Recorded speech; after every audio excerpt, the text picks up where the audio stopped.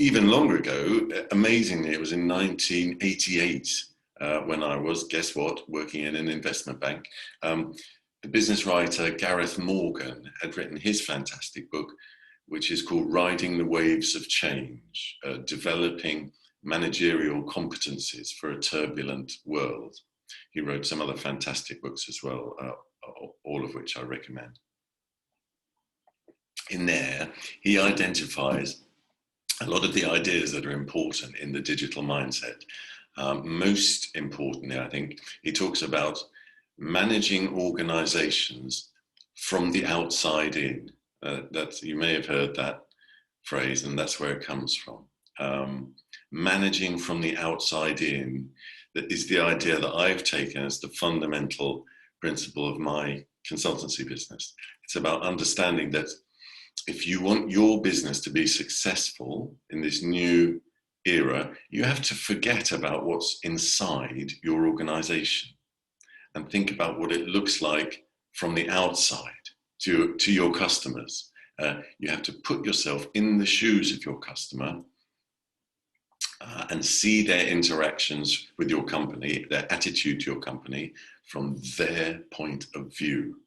And once you start doing that, you realize that a lot of the things that seem so important to internally focused organizations, internally focused cultures, are actually a complete waste of time.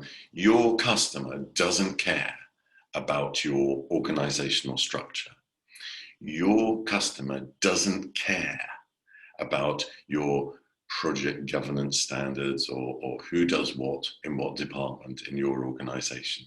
All they care about is, have you got a product or service that will make their life better or help them in this particular moment? And can you deliver it through a user experience that is seamless and frictionless and painless? That's what we need to design our organizations around. That's what we need to deliver our systems around. And if we can't do that, no amount of requirements, catalog review meetings, or whatever bureaucratic nonsense will help us. Our customers will go somewhere else and we'll deserve it. We need to focus on the customer first and last and foremost. And that, that's why it always worries me when business analysts forget about the customer. They talk about stakeholders, and the customer is kind of an afterthought. We have all these elicitation techniques for talking to stakeholders in the organization, and the customers, very often we just say, oh well, we can't talk to the customers, can we? It's not appropriate to talk to the customers. We'll talk to the internal stakeholders, and maybe we can do some questionnaires or maybe some focus groups. To find out a bit about the customers. That's not the right way round. That's the wrong way round. We need to focus on the customers first. The stakeholders in the organization are only there to serve the customers. We need to remember that. So it's not new. Digital is not new, but there are still some organizations and there are still some teams in organizations, and I'm looking at you business analysts, that need to wake up and smell the coffee. And I don't think it helps when business analysts talk about what we will do in the future. We talk about digital in the future tense. In the new world of digital, we will do such and such. In the new world of digital, we will need these new skills, etc. It's not the future. It's not the future, it's the present. It's here now. It's actually been here for quite a long time. So we need to get with the program.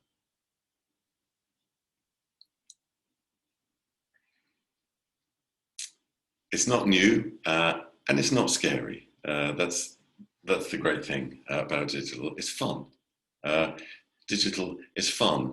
When I talk to business analysts about digital, I very often get the feeling, particularly those that are still working on internally focused projects, that they see it as something other, something different, something threatening. It's not threatening, it's fun, it's liberating if you internalize these principles from the Clue Train Manifesto. It's not scary at all. But it is big. It is big. What do I mean by big? Well, big in two senses. Firstly, the scope of what we can do with technology. We all know, we've known for some time, that the internet allows any organization to sell its products and services all over the world at any time of day or night. And perhaps more interestingly, it allows any organization or any individual to target a particular niche and to manage to make that pay by using the incredible reach that the internet plus search engines provide. We've also got to a better understanding over the past 5 years or so of how, with social media, that same power and reach can be used to target some of the darker nooks and crannies of people's psychology, both as individuals and as groups. And we've also seen, how that can work at the social level, as I mentioned earlier. But in terms of the scope of its effect on the organization, it's really big, because digital means you have to rethink everything about the way you do business from the ground up. If you make that shift to outside in, thinking outside in, you have to put the customer first. And if you want to do it properly, that means redesigning your entire business, the way you do business. Because an awful lot of the business processes that we have in organizations are still not oriented to the customer journey. The key thing with designing your business from the outside in is you start with that customer journey. You think about what the customer is doing, what they need, how they want to or would ideally interact with an organization that offers what you're offering.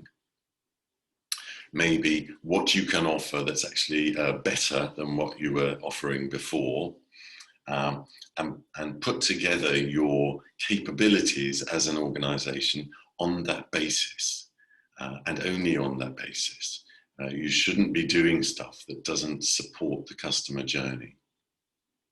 So that really does have a profound effect on the organization. And it amazes me how often I come across people and I talk to them about the projects that they're doing, and I talk to them about what they're hoping to get out of the projects that they're doing. And at the end of the day, what it comes down to is re-implementing exactly what they were doing before using a different technology. It's absolutely tragic. You shouldn't be just re-implementing what you did before using a new technology. You should be thinking, what should we be doing? So my first golden rule is, it's not new, it's not scary, but it is big. Technology.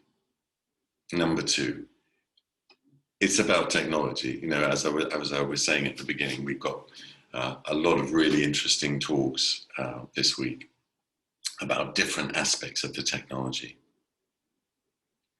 And as BAs, we need to know about technology. We need to know about business. We need to know about people. But we need to know about technology, and we need to keep on learning about technology. I don't care if you're a business BA as opposed to an IT BA, or whatever your job title might be. You need to know this stuff. You might say, oh, I'm not an IT BA, or doesn't it say in the BCS book that it's only systems analysts that need to understand technology, but I'm a business analyst, not a systems analyst? No, this stuff is important, it's transformational, it affects what your business can do, what it can't do, what it should do, and what it shouldn't do. So, you know, if we're thinking pestle analysis, you know, it doesn't come much more important and influential than this. What's the technology that you need to know about? Firstly, artificial intelligence and machine learning. I would put artificial intelligence and machine learning at the top of the list. The good news there is that there's a number of excellent presentations at this conference which go into this in some detail and give you a feel for what can be done, what can't be done. The way I think of it is machine learning, it's increasingly a standard ingredient for technical products and solutions, in the same way that something we're much more used to, like database storage, is. So think of it like that. It's one of the basic ingredients you might want to mix in to your solution.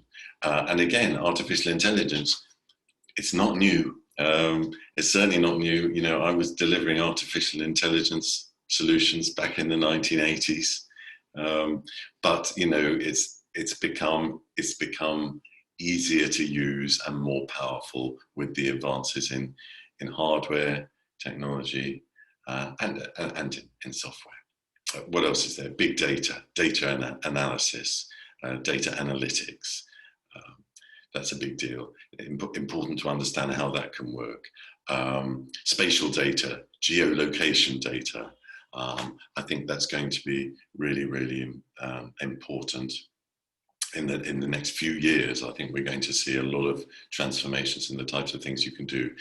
I mean, what we've got now is what some people have referred to as the fourth industrial revolution, where we can actually, together with the Internet of Things, we can actually store data about everything that's going on in the real physical world. We can store data about ourselves, our bodies, the places that we are, you know, what we're doing physically, what types of interactions are taking place between other physical things in the world. And we can maintain a digital representation of all of that in real time. And we can use artificial intelligence to work out what's the best thing to do next. So it's really, really powerful when you put all those things together. And spatial data, geolocation data plays a fundamental role in that. APIs.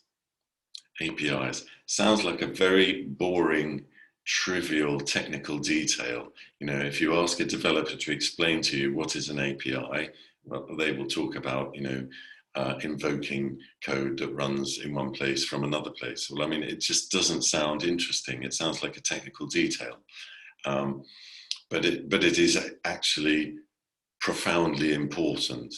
And I think that you can only really understand this stuff by getting your hands dirty with it. So you need to learn this stuff. I would strongly recommend actually trying to code some of this stuff. It always surprises me when I speak to business analysts and I ask them, have you ever written any code? And you know what? A lot of them, maybe the majority, say no. Do you know any HTML? Very often the answer is no. So, you know, the language that you use to code up web pages. Try it. It's good. It's good fun. Some developers in some organizations that I know run what they call a code club, where they're very happy to share knowledge about how coding happens. And it's once you've actually got your hands dirty with this stuff that you really feel you've got a grip on what it can do, what it can't do, what it really means. So honestly, I can't recommend that strongly enough.